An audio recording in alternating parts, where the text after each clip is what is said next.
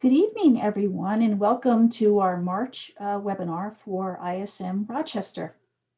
Beginning next month, we will be hosting our membership meetings and all of our webinars at noon Eastern Time. So please be sure to register for our next event, which would be on April 8th. It will be a membership meeting with speaker Tom Cook, who is the managing director and CEO for Blue Tiger International, who will be speaking on mitigating the impact of tariffs in global supply chain landed costs. And then on April 14th, we will have Ryan Hatcher return. He was a previous speaker, and he will be talking on purchasing hacks. This is an interesting program where he talks about tips, tricks, and techniques to uncover freely available but difficult to find information. For today, please be sure to use our Q&A tab or the chat function if you have any questions for tonight's speaker. Now on to our presentation. Our speaker tonight is Jane Tierney. Jane will be speaking on certifications and degrees, how to stay in demand. Jane founded her company, which is called Purple Link, in 2015, recognizing there's a better way to obtain value and achieve results from and through supply chains. Jane has earned both an industrial engineering and MBA degrees. She is passionate about Lean and Six Sigma, a certified green belt, and has her CPSM and CPSD certifications, so she definitely knows what she's talking about for tonight. At this point, I'd like to welcome our speaker, Jane, to take you through this journey. Thank you so much, Kathy, and thank you, ISM Rochester. It's a real pleasure to be here with all of you. Again, you had me a couple months ago, so I'm very pleased to be back and talking about a subject that's kind of important to all of us. So we'll just kind of jump right in. So I teach part-time at a local university, and as an instructor teaching mostly evening classes, I can relate to what the teacher is saying, because sometimes you just feel like whoever's out there is just not retaining anything you're saying. But sometimes at the end of the day, my brain feels like it's on overload too, between the emails, the Zoom meetings, trying to get some real work done in there, knowing that you still got your whole life and your housework and all of that to do. So I think you probably all can relate to that brains feel like they're full sometimes and you're just not making any progress. But we're going to cover a lot of information today, and I want to make sure that we stay connected, and I'm going to give away some prizes at the end. So right now, if you'll send me an email to jane@purplelink.co, there's no M in there, just jane@purplelink.co with the subject line webinar. You can send that to me and you'll be in the raffle prize. And if you're not quite ready, I'll give you another chance at the end. But I'd like to have a lot of you involved in the raffle, because we have some good prizes to give away. So let's take a look at what we're going to talk about today. We're going to talk about knowledge and skills and experience and what's similar about those and what's different. We're going to talk about the changing requirements in the workplace. Right now, there's so many challenges in the workplace that it's really hard to keep up with that. I'm going to show you some key skills from a business perspective, and more specifically from a supply chain perspective, give you some options for continuing your education, talk about certifications in particular, because this is an ISM organization, and then we'll do the raffle and prizes. So if you're not sure, I'm going to give you a few things to think about. So I'd like you to kind of do this with me, to take a deep breath and close your eyes. Think about how confident you are with your current job and your current position. How does that feel to you? Do you feel like you're where you need to be and enjoying where you are? Would you like a different position, or would you like a better position? Maybe with the same company, maybe with a different company. But think about what that job looks like and feels like, and what are you doing? What are the things that you really like to do? And how can you do more of that? What are the things that you feel like your strengths are and you want to do to work in that area? and areas that aren't strengths, how can you shore those up? How prepared do you really feel like you are for that new job, that better job that you're envisioning right now? If if you have gaps in skills, knowledge, or know that you'd like to get some additional strengths, how can you fill those? Do you have a plan to go close those gaps? Think about what's your first step, and then what's the next step. If you're already on that journey, that's great. And if you're not, you're probably in a good position, because I'm going to show you a little bit about my learning journey. Because the question I have for you is, why are you here? And it may be for a lot of different reasons. Um, this is my personal journey we're going to talk about here. And you may be here because you wonder what all those letters after my name means, or you've seen somebody else with a bunch of fruit salad, as my father used to call it, after your names, and you wonder what that's all about. Are you thinking about what you could gain with a certification, some kind of certificate or a degree? Or do you have one or more of those and are contemplating getting yet another one? Or do you just need another hour of continuing education credits to keep your certification current? For those of you who have certifications, it's important to keep that current, because if you've gone through that pain of taking those tests and everything, you don't want to have to ever do that again.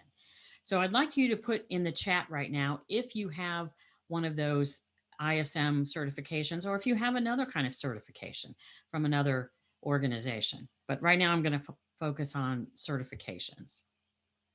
But I'm going to tell you a little bit, while you guys put that in the chat, I'm going to tell you a little bit about myself.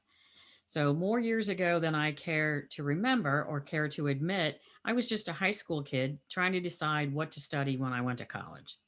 I chose industrial engineering, and I embarked on a journey that I never dreamed would lead me to where I am today. But after lots of twists and turns, here I am running my own consulting business, regularly talking to supply chain professionals like you, teaching juniors and seniors in college about supply chain management, supply chain strategies, managing capacity, forecast, quality. I teach that in college and I help my clients do that. In school, I did learn some statistical quality theories, and I actually took a class in forecasting that was heavy statistical based. But doing what I'm doing today is not what I expected. And using those tools that I did learn in college are not necessarily what the way I'm using them today. So I remember walking out of my last final and thinking, I will get that diploma. I'm going to frame it, and I'm never going to take another test again until I'm 75 and they're telling me they're going to take my driver's license away and make me take another one. But it never crossed my mind at the time when I was thinking that cars might be electric by then, and there may be a lot of other changes that I hadn't anticipated. So I got out of that final and found out that the universe had some different plans for me. I moved into management very quickly in my career, and I found that what I was doing as managing engineers was different than being an engineer. So I became responsible for managing not only the people and the things like direct costs, but I had to do a lot with overhead and cost accounting and things like that. And I never had any of that. So I said, okay, I need to learn some accounting. And gulp, if I'm going to learn accounting, I might as well try and go get an MBA. So it was back to school. I went back to school at night, worked full time. And after 5 long years, I celebrated getting my MBA, but it was right about the time I got laid off. So I got the MBA, but I also lost my job within about 3 months of that. So I took a job in procurement, and I was like, what, who, how, procurement? But it was with Hewlett Packard, and they needed people who knew manufacturing, which I did. And they needed people to work with those suppliers on these different manufacturing processes. So it worked well for me. And eventually I found that my passion was in supplier management and working with that kind of audience. So after that, I had my MBA, but I decided to go ahead and get a CPSM. So I did that when it was changing over from CPM to CPSM. My employer at the same time pushed a Six Sigma, so I got a green belt certificate. A couple of years later, I started this business and I thought, you know what? I could probably use that CPSD because I'd worked a lot with supplier diversity, working for government contractors, and I knew a lot about that. And I thought, okay, I'm going to get that. So here I am today with all of these things. Today, I'm considering getting a Scrum certificate, which, if any of you know, that's about putting software, building software. Or there's one that's kind of expensive through Cornell that's in risk management that I'm looking at. But I haven't quite decided if I'm ready for that or whatever. But I keep telling myself someday. So, what we do in our lives is unexpected. And yet, I think the reason I share that with you is I started off with a pretty good um, I got a good start. I started out as an engineer, and that was a good thing to have. I went to college right out of high school, but I found out that that's not nearly enough. So we're going to talk about different aspects of how you're doing today and where you've been. And we're going to look at three different words. These words are words you're all familiar with. They're often used interchangeably, but they actually have some distinct meanings. So let's start off talking about knowledge. Knowledge is what you know. It means that you can access it readily. It's things that you have at your fingertips and right that just pop out of your head. You pull it from memory, or you at least know that there's a formula that will tell you how to do that and you know how to look it up. So when you have knowledge, you at least know what you're looking for if you can't remember all of the details. So you have these all of this body of knowledge that you've built your whole life. And what I tell my students is cramming for a test and passing it isn't really acquiring the knowledge, but it's probably a good start. So you can learn the basics about something, but knowledge really is expanded when you have the opportunity to apply that knowledge. And that's where a lot of the knowledge is derived from actually working through things and gaining that understanding of how things work and having that in your brain where you can access it again. So it's what is known, and it's that range of things that we have experienced in our lives. The next thing is skills. Skills are really not knowledge, but they're often helpful in acquiring knowledge. Think about a child that's learning to read. Reading is a skill, and like most skills, you get better with practice and application. If you think about a child that reads hesitantly at first, they sound out words, they concentrate on specific words, not necessarily on comprehending the meaning of that sentence that they're reading. And sometimes after they get the words, they go back and read the sentence again before they actually comprehend what that is. And if you compare that with a voracious speed reader who zooms through articles or flips pages on a book faster than most of us do, the speed reader has really honed that skill of reading, and they use it to acquire knowledge or additional skills. So there's a variety of skills that we have in our own portfolios and that exist in the world.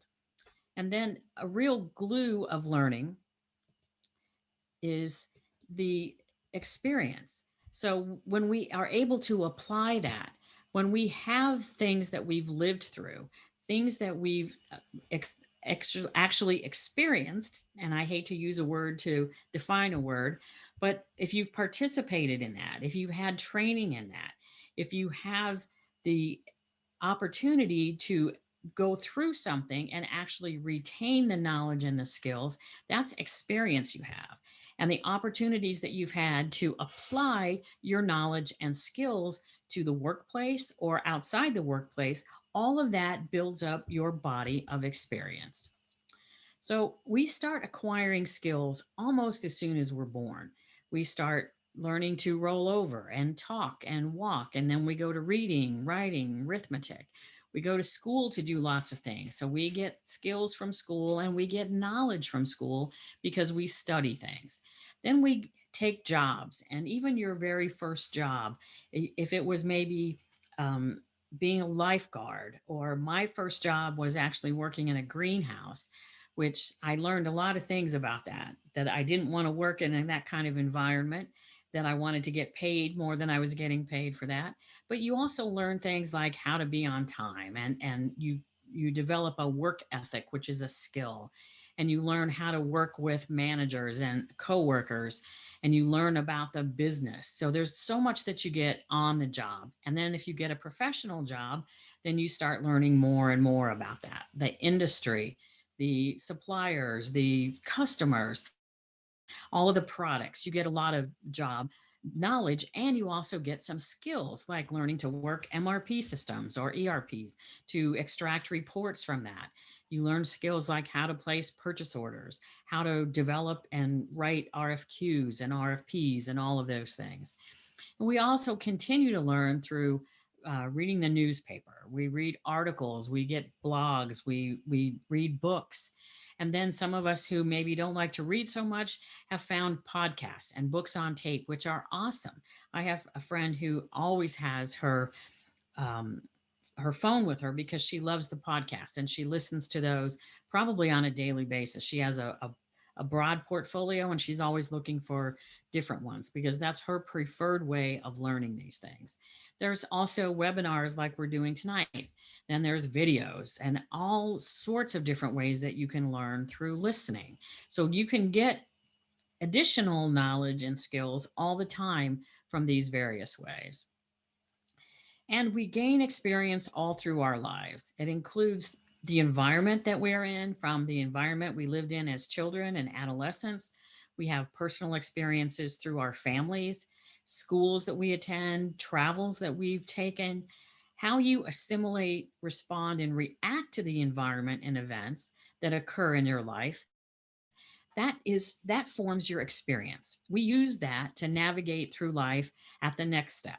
So all the things that you learned in grade school helped you in middle school and high school. What you learned in high school helped you in your next step, whether you went to college or whether you went to work. You learned those skills and that knowledge and you took that in.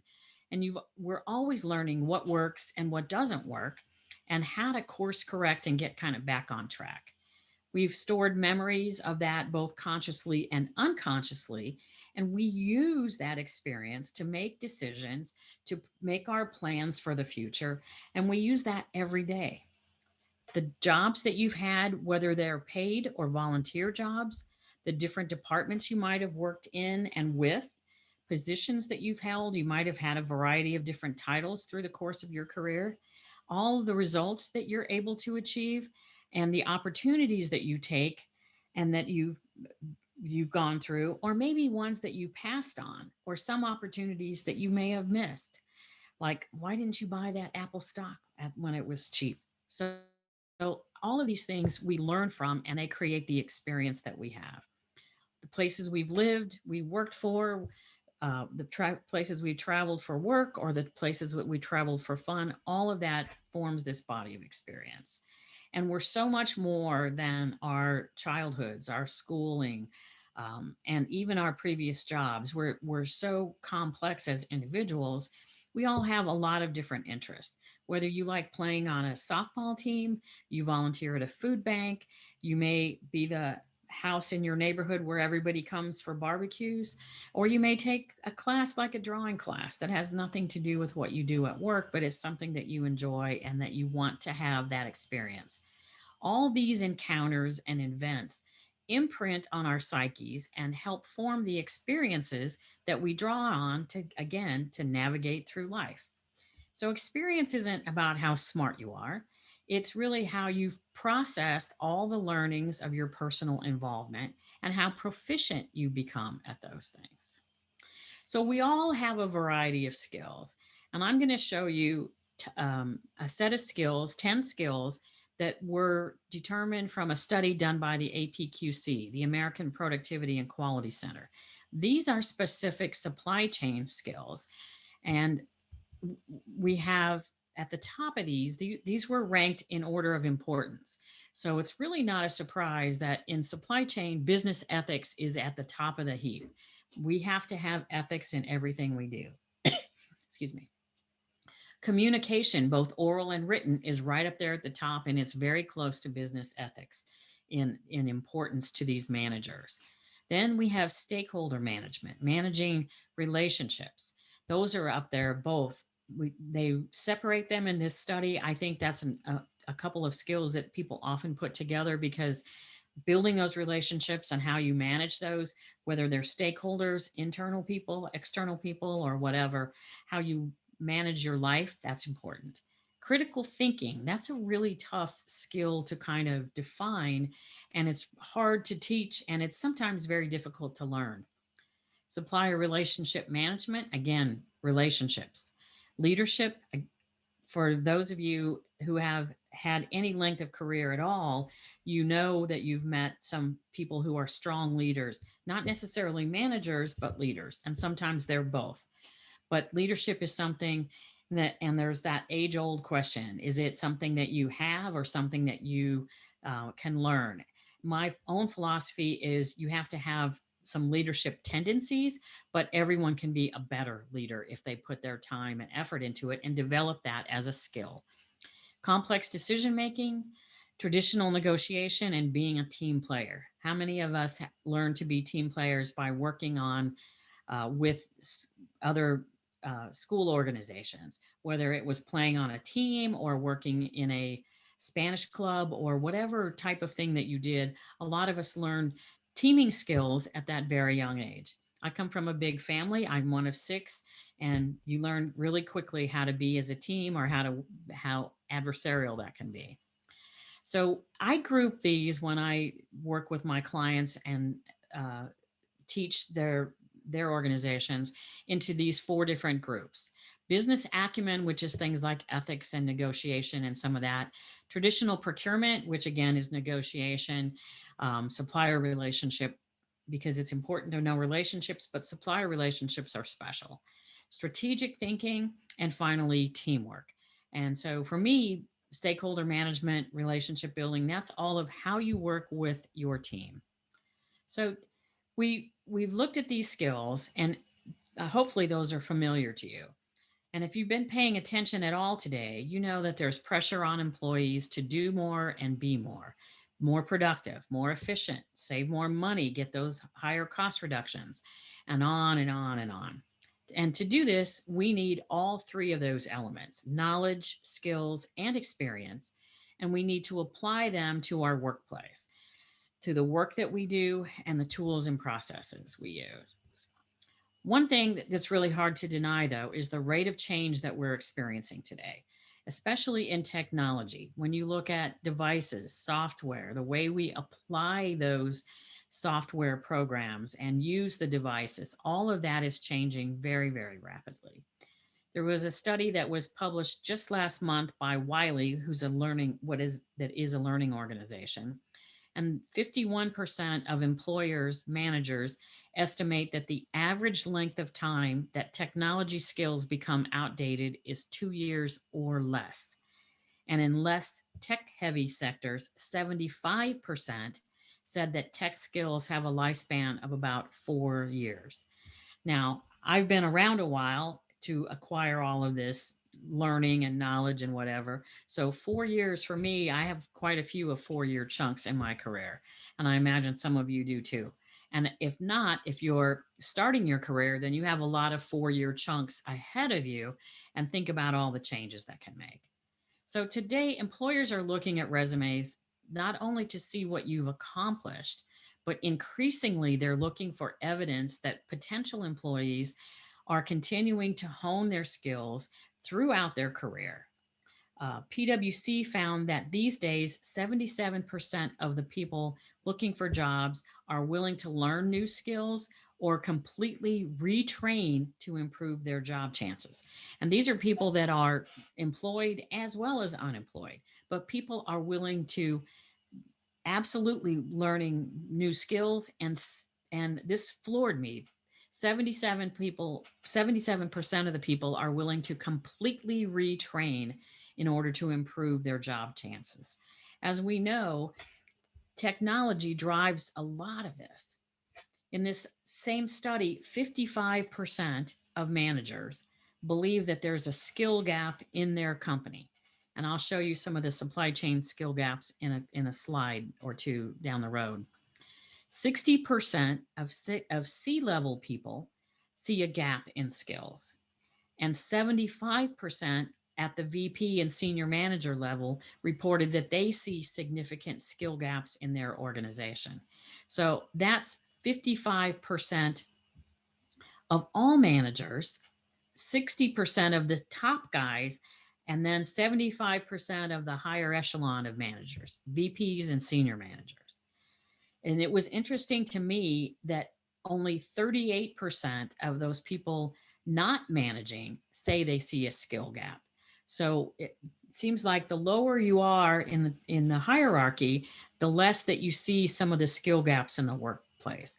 And that's not good, because if we don't see those skill gaps, then we're not taking the actions to go close those gaps. 51% of the people who said they see gaps report a lack of qualified candidates as the reason for not being able to close those gaps. So managers are saying that they see the gaps, very high percentages, 55, 60, 75%. And 51% of them say it's because they can't find qualified candidates. So there is opportunity for anyone who wants to be a candidate for a job to show that they do have qualifications that will help close the gaps in those organizations. I found one other study that was done in December of 2020, so it's very, very recent. It was only published, I think, in February. And they say that 1.4 million workers are going to need to be reskilled by 2026. So in the next basically 5 years, that's 1.4 million workers. And 70% of those, so 70% of 1.4, which is about 900,000 people, 9.8, almost a million people, will find that their jobs cease to exist. 54% are going to need reskilling or upskilling. And those, out of those, 35% are going to need training that takes about 6 months, 6 months or less. Another 9% will need upskilling or reskilling that takes 6 to 12 months. And 10% of them are going to need training, reskilling, upskilling that takes a year or more. 46%, so the other side of that 54%, 46% may not need new skills, which is a good thing to think about. But then you think about, what kinds of jobs are those? And are those the kinds of jobs that I want and that I want to be doing for the remainder of my career, or even for the next 4 to 5 years? So this is an important study to me. It really resonated and said, again, 1.4 million workers are going to need to be reskilled in the next 5 years. So here's some of the business skills, the general business skills that are in demand. Um, what I showed you earlier was specific supply chain skills, and this study added in these soft skills. So you'll see on the left side, the hard skills: computers, data analysis, network structure, cloud computing, a lot of those things. Marketing is there, which is interesting, to know how to be a marketer of your own brand, create your own brand, help build the company's brand as well as your own. Hard communication. So that's how you communicate, orally, written. That's very in a public forum, making a presentation, or that's writing. And that's a big skill and a big skill gap that we see. Mobile and web development, and then design. There's always people looking for creative, innovative people to help with design. But the soft skills to me were just as important. Critical thinking, that's one we looked at for supply chain skills. Communication, again, both oral and written communication. The soft skill, not so much formal presentations and formal writing, but even emails come into that as a soft skill. How do you communicate with your suppliers? How do you communicate with your colleagues? Creativity, very hard to measure, very hard to assess, very hard to define, actually. Analytical skills, adaptability. So we've all learned to be a little more adaptable over the last year, whether we worked from home, had to do different protocols with safe and social distancing, all of the things that we've learned that helps us all be more adaptable. Some of us were more quickly to embrace some of those things, some of us not. So how adaptable were you? But that's a skill, a soft skill that is going to be very important in the next few years. Leadership, again, one of those kind of esoteric things that's hard to define. Emotional intelligence. This was a hot topic a few years ago, and recently I've seen a lot more articles on that. I've seen some of the books revised on emotional intelligence because people realize this is an important part of how our culture is working and not working. And then finally, um, not the ability to negotiate, which could be a softer skill, but persuasion. So how persuasive can you be to win someone over? That's a lot about relationship building, but it's also about some negotiating and getting what you need and what you want out of the environment. So these are the skill gaps of the skills that I showed you a few minutes ago, these supply chain skills. Again, this is from a late 2019 study, and they asked the same managers who picked those top 10 skills, and they asked them to assess the level of training provided and the level of skill required. So, how effective really is the training that people are getting in these skills? And it's interesting to note that every one of these has double digit gaps, and some of these gaps are really huge. Negotiation, which you would think would be a stronger skill for people in procurement, it was rated number 9 on the list. 41% said that was a key skill, but 15% of them felt like they didn't have any gaps. So there's a gap there of 25% of what people think they need and what they have. Leadership, again, a big gap. Business ethics, a big gap. Again, another area where you think, wow, in negotiation, in procurement, in supply chain, logistics, all of those things, we get taught very early learning those skills that ethics is important and what that means. And yet, still, almost 60% said that was a top skill, and they said 32% said they don't have a gap. So there's a huge gap in that area. So we know there's gaps in the organization. The managers know it. We as workers know it. We who are paying attention, we know this too. So here's what we can do about those gaps on a personal level or as a manager. First thing I'm going to talk about is certifications. There's lots of certifications that you can get just in general, but there's a lot for supply chain professionals. Since this is an ISM chapter, I know most of you are familiar with CPM, which is no longer offered, but a lot of people have that legacy certification. CPSM and CPSD, the new two, uh, certified professionals in supply management and certified professionals in supplier diversity.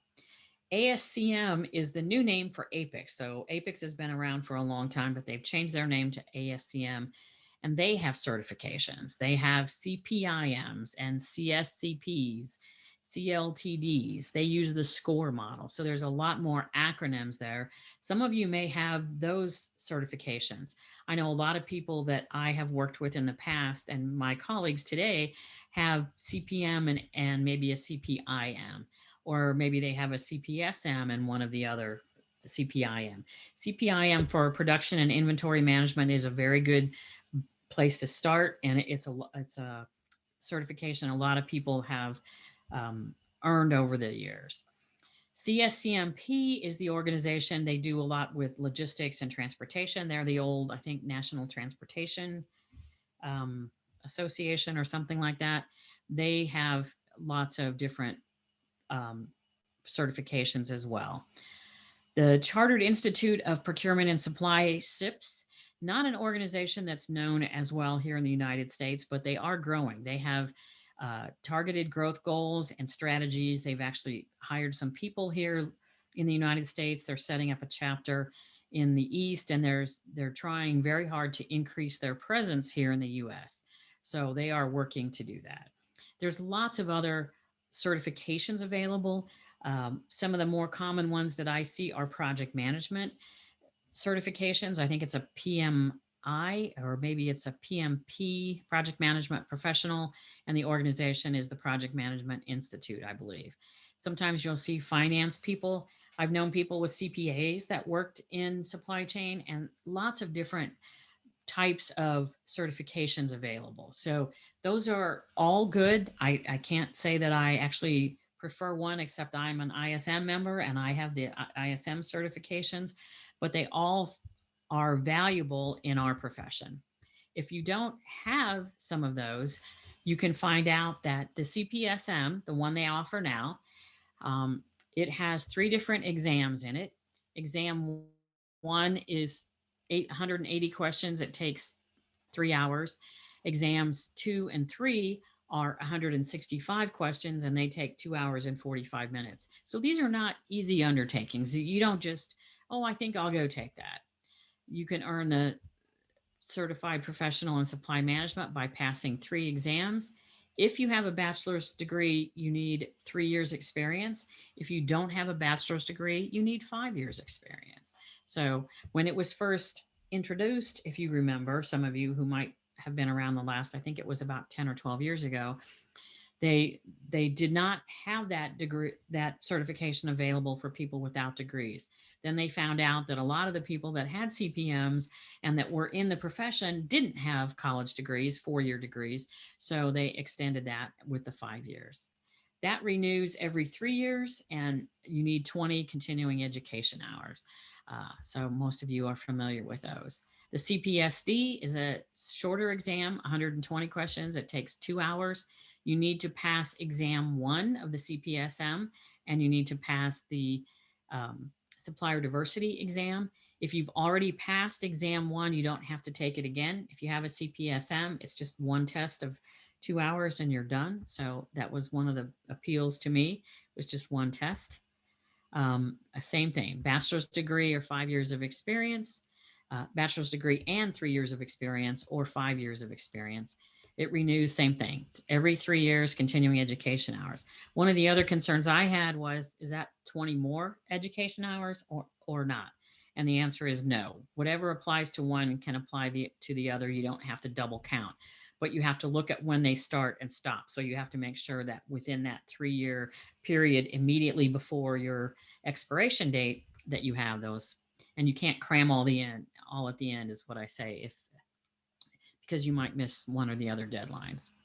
CPM is no longer offered, as many of you know, but it does have a renewal of every 5 years, and I think it's 84 CEHs total. So they have a different program that's still valid.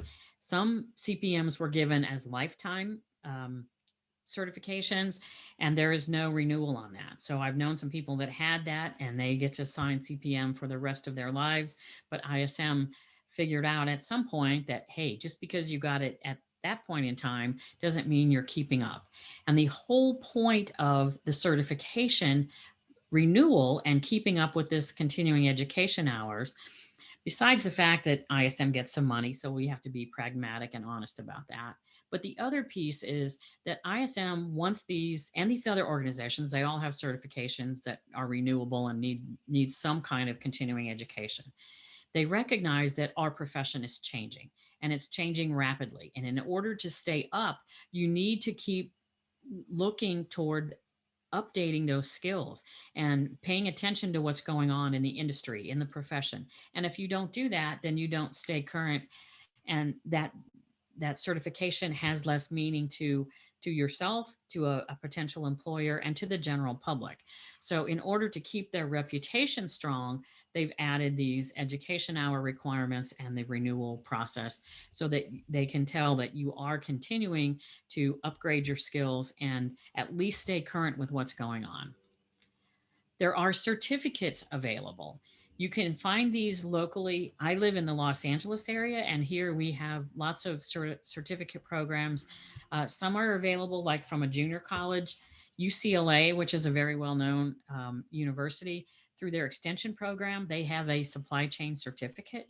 So you don't have to go to UCLA. It's not free, but it's not as expensive as UCLA and going there. It takes about a year or a little more to complete. So a lot of universities offer these kinds of certificates through extension programs. Sometimes they're targeted at helping people like pass the APIX exams, the CPIM. So if you take a series of classes in order to get your CPIM, you can also get a certificate in supply chain um, in supply chain management.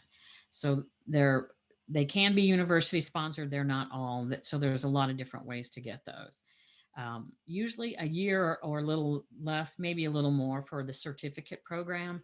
It usually has several modules or courses. Maybe there's 6 or 8 of them, and you take them a month at a time or 6 weeks at a time. And the online format is a good way to get those, because if you miss the lecture, they're taped. They did this long before the pandemic, so they had instructors who gave live lectures and instruction, but they would also tape it. So if you missed it, like if you had to be out of town or if you had to work late or something, that you could actually catch up and still get those. And they do some workshops where it's a 1 to 3 day kind of workshop and you get a certificate for that. So they have a lot of different types of those. This focus is often pretty narrow, rather than a broader certification program or a degree, but they're very important. And depending on what you are looking for, what your employer, what your potential employers are looking for, these are good ways, again, to demonstrate that you're continuing to acquire new skills and you're not just sitting on what I already know, but you're trying to improve your skills, your knowledge, and couple that with your experience. And so the recognition of this is not usually universal, but if you've come from a good school, that certificate program is good. If it comes from a local junior college, it's probably fine in your area, but if you're moving out of state or something, they may not be familiar with it, and it may not have as much panache or as much punch with it as something from a name organization. And finally, there are degrees. So there are lots of business degrees that you can get. When I was in college, um, supply chain degrees didn't even exist, but they do in a lot of universities today. There are purchasing and supply chain degrees. The university I teach for is California State Northridge, and they have a supply chain management, and they have a global supply chain management degree. So it teaches you a lot about purchasing and logistics, and I teach strategies for that program, and I teach another program that talks about operation management. So there's a lot of that. Accounting and finance degrees are good to get into supply chain, because you know how to calculate the return on investment. You know how to look at the things from the financial perspective, which is a valuable skill. General management degrees, I've known people that get just a general business management degree, and they are able to move into the supply chain. Economics is another good degree to go into supply chain. You know a lot about that. International business, too, is another one. I've seen a lot of people with international business degrees get into purchasing, get into the supply chain profession in different ways. You can come at it from different perspectives from a technical or science degree. I told you I have a degree in industrial engineering and spent the first part of my career as a manufacturing engineer. So I learned a lot about manufacturing processes. I learned a lot about productivity and efficiency. I learned a lot about quality and Six Sigma and things like that. I bring all of that to supplier management, which I think is very valuable. Systems and information technology. You saw that the skills that are needed are data analytics. Systems and information technology people know how to mine that data and get the information you need out of it in order to put that into the business and help the business make decisions. If you're working in the pharma industry, or you're working into another industry where a biology or a chemistry degree is valuable, then that's a good thing to have in supply chain. So it doesn't really matter what your undergraduate degree is in, if you have one, and you can apply those skills to lots of different areas of supply chain in professions. There are majors. So you have a major area, you can have a minor area. There's areas of concentration that you took extra classes in X. Bachelor levels, there's associate levels too, 2-year degrees. Then there's bachelor degrees, master's degrees, and PhDs and doctorates. So all of these are available. You can get, like I did, a bachelor in engineering, and I have a master's that's an MBA, so it's in business. I could go get a PhD in something else, which I'm not doing. But there's lots of different ways to do that, and there's no combination that's really golden in any of that, but there's lots of them that work. So let's compare these really quickly and kind of look at those. Certifications take about 1 to 3 years to obtain, depending on how much time you have and the different requirements. Uh, a lot of businesses will reimburse cost, and they cost anywhere from ISM's website says they cost about 1,600 to I think it's $3,300 to get their certification. And of course, if you have the CPSM, then it's only one extra test to take the CPSD. So there may be some study materials and then the extra test to take.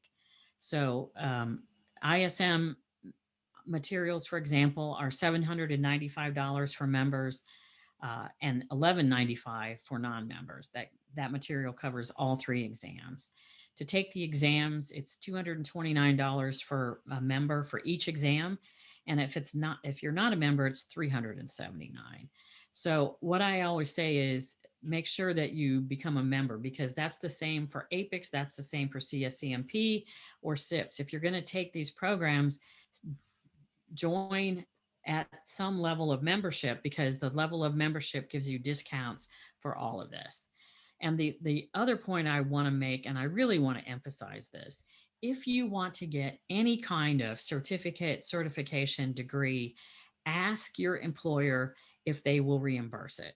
I've had lots of colleagues and lots of students in certain classes that I've given say, oh, my company doesn't pay for that. We never paid for that, or they used to pay, but they're not going to pay for that anymore. I don't know anybody who got reimbursed for that. And I say, you know what? It doesn't matter. I say, don't stop until you've had a private, straightforward conversation with your manager and maybe your manager's manager. Ask them to pay for it. The worst they can say is no. And if they do, then you can probably live with that. But they might just cover it. Don't just mention it or vaguely ask. Don't say, hey, do we pay for this kind of stuff, or do we have budget for this? What you want to do is have a specific conversation with your boss. Outline your career goals. Explain how this program benefits you and the organization and your company. So make sure that you give this some due diligence. It's a manager's job to make exceptions and to approve funding for employee development.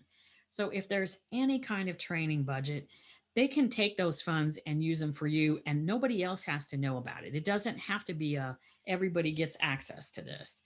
What you want to do is make sure that you're not too miffed if they say no, but if they say there's no budget now, then say, what about next year? Could we ask for some budget for next year so that I could continue in this program? Again, these programs take 1 to 3 years. If you want, if you really want to do this, then go do the homework, look at the benefits, not only for you as an individual, but look for what it gives to your company and to your organization specifically, because that may help. I had a student in a class, an exam class that I did in the fall, and he said, oh, they don't pay for that. And I said, did you ask? And he said, no, but I was prepared. And I said, you know what? I know you're a really good worker. I know that you're well thought of at work, because we've had these conversations. Go ask your boss if he'll pay for it. He asked his boss and they said, yeah, no problem. We'll pay for that. So there are lots of things that you can get if you ask. It doesn't hurt to ask, because you can probably live with the answer of no. So again, the certificates vary from place to place, and how well they're acknowledged, accepted, recognized, that kind of thing. Degrees take a long time to get. A bachelor's degree is a 4-year full-time endeavor. So if you're going to go part-time, it's going to take a longer time. 2 years for an associate's degree that's full-time. But again, that's full time, and working full time and going to school full time is not recommended. I have students that do it, and I've seen people that I've had colleagues that have done it. I went to school full time. That was all I could handle. And then when I was working to get my master's, it took me 5 years to get my master's. It takes about a year and a half full time to do it. And it just took me that much longer. The cost varies all over the place on degrees because there's any kind of range of costs in there, but you can do what works for you. And make sure you get a diploma that is from an accredited university because that's more credible than one that's not. But I can tell you that it's worth the investment. If you do this, it differentiates you from your peers and your colleagues. It supports your own personal goals. So you always feel good about yourself when you're accomplishing one of these things. It supports your career development strategies, your goals. It does help you get pay increases, and I'll show you a slide on that in a second. Um, it expands your knowledge outside your workplace. So many times I've worked with people who have worked at a company for a long time. They know what that company does, they're very proficient, but if that company gets bought and they have to do something different, it's not a good situation. Or if that company closes down and they have to find another job, their experience in that one place and all of their product knowledge and everything doesn't necessarily easily transfer to a new job. So experienced people benefit from new concepts, studying new things, and there's new ways to study. So if you don't like to read, there's a lot of different ways you can do that. If you take some of these classes, you're going to expand your network. You're going to find other people that you can talk to. I've any number of people that I know have found somebody at a workshop, at a certificate program, certification, connected with them, and ended up leaving their job to go work either for that person's company or with that company that they said, hey, you should come work for us because we're doing that. It expands your horizon. You find new things that you're interested in, maybe about your profession, and you're going to gain some confidence in your own ability to execute your job. This is from the ISM salary survey. So you can see the different ones, and this is available to members of ISM for free. You can go on the website and get that. There is another shorter version you can get. They charge actually $200. If you're not a member, you have to pay $200 to get this survey. So that's how valuable they think it is. And there are actually people that pay that. But as members, this is free to all of you. And it's quite a detailed summary of things. So they differentiate this by the total is the one in orange, men is the one in the darker color. It's a gray black, and then women are the green color. So it it shows you that with certifications you earn 8 to 10% more than those without, and that's like with the CPSM. With the CPSD, you can get 11 to 12% more than those with no certifications. It opens some other doors for you. It shows that you're willing to do some things over and above. So from 8 to about 12% more than people without certifications. So there's opportunity there, and that's a good thing to show your employer too, that hey, I have these certifications, I'm really more valuable in the workplace. So there's a lot of detail in this report. I encourage you to get it. So what is right for you? You need to consider your current situation. You need to consider your goals and what timeline you have to achieve those. Think about short term. If you want to do something this year, there's a few things you can do. If you're going to give yourself, say, 3 years, then that opens up your options a little more. Think about how much time you have to study, attend class, and do this. I these are not any of these are not just, oh, I'm going to decide to go do that and take the test. There are people that do that, but a lot of people do not. And I teach this class, the CPSM prep class, and I always tell people, you may know most of this information, but taking these tests is a whole new thing to learn. The way they word the test, the way they position the answers, it's tricky, and it's designed to be that way. If everybody took these tests and passed the first time, then everybody would have these certifications, and they don't want that. They want this certification to be something that you have to earn. But the more experience you have, the better your chances of getting these are, and learning this material more quickly. And learning to take the test is just a practice kind of thing. Look at your own personal budget, look at what your work is going to reimburse, and then look at other sources. Sometimes organizations give scholarships. There's lots of different ways to get that. If you're not working and you want to do this, sometimes different states and unemployment have training budgets that you can access for this kind of stuff. So there's lots of ways to get these things accomplished. And then also think about your continuing investment.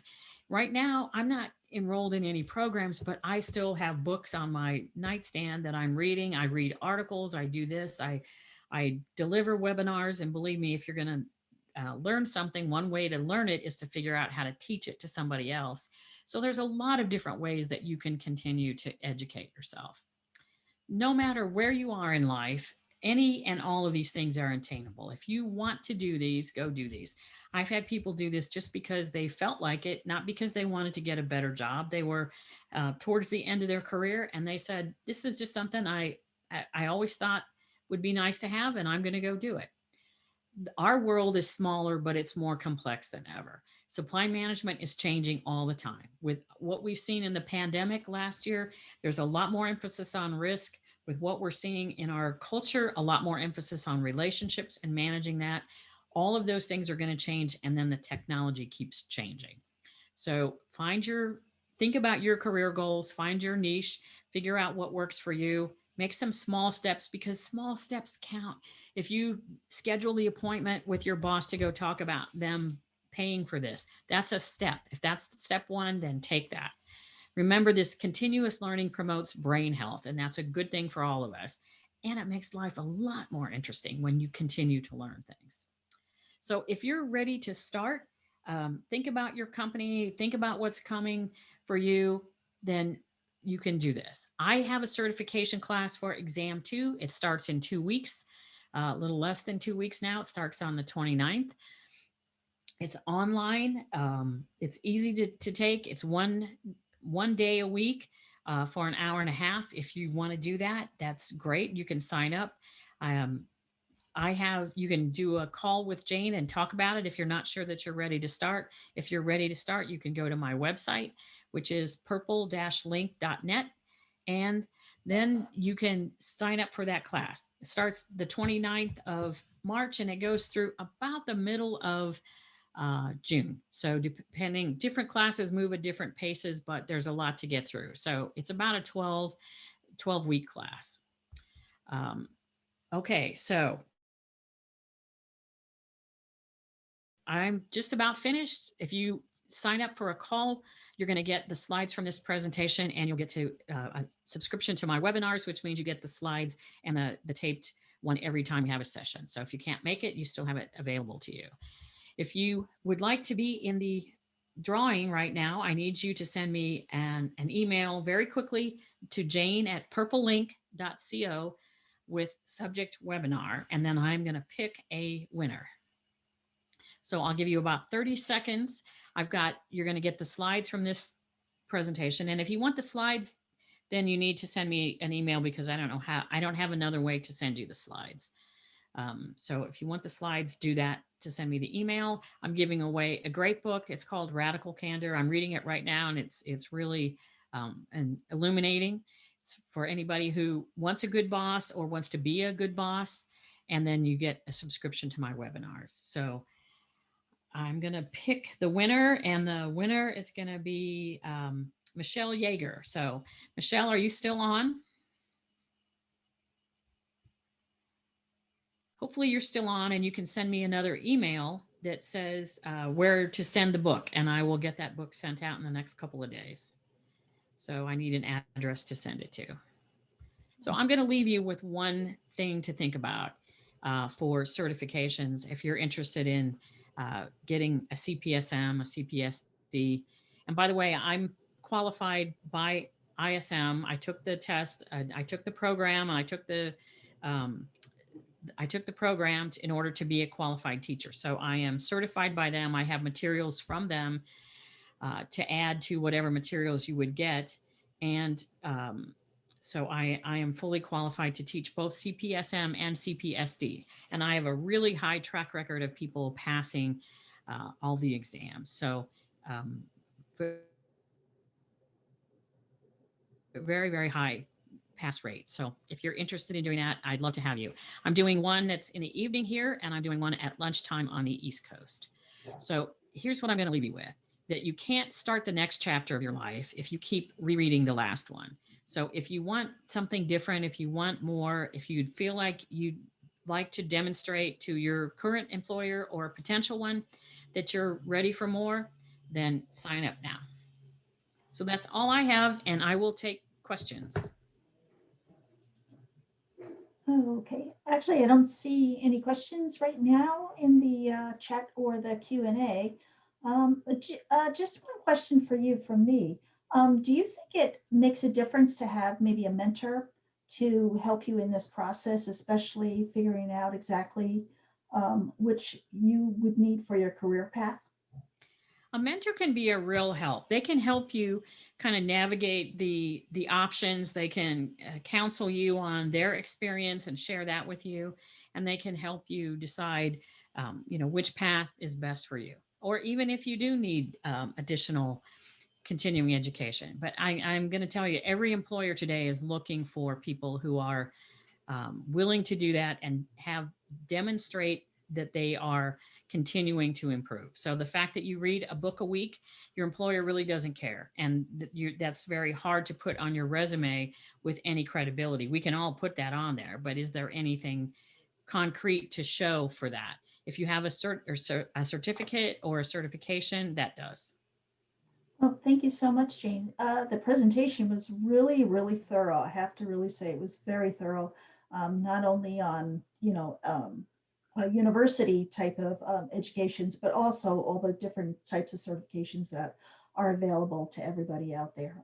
I hope everybody enjoyed today's program.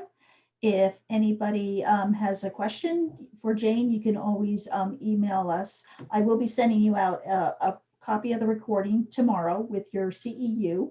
So if anybody has any additional questions, you can just respond to that, and then I will forward it over to Jane to answer you appropriately. Again, you can go to my website and reach me there too. Exactly, exactly. Okay. Well, I want to thank everybody for joining us, and especially you, Jane, for doing this wonderful presentation for us. And I hope everybody has a great evening, and take care, everybody. Thanks for joining us. Thanks for the opportunity. Nice to be with ISM Rochester again. Thank you so much. Take care. Bye-bye.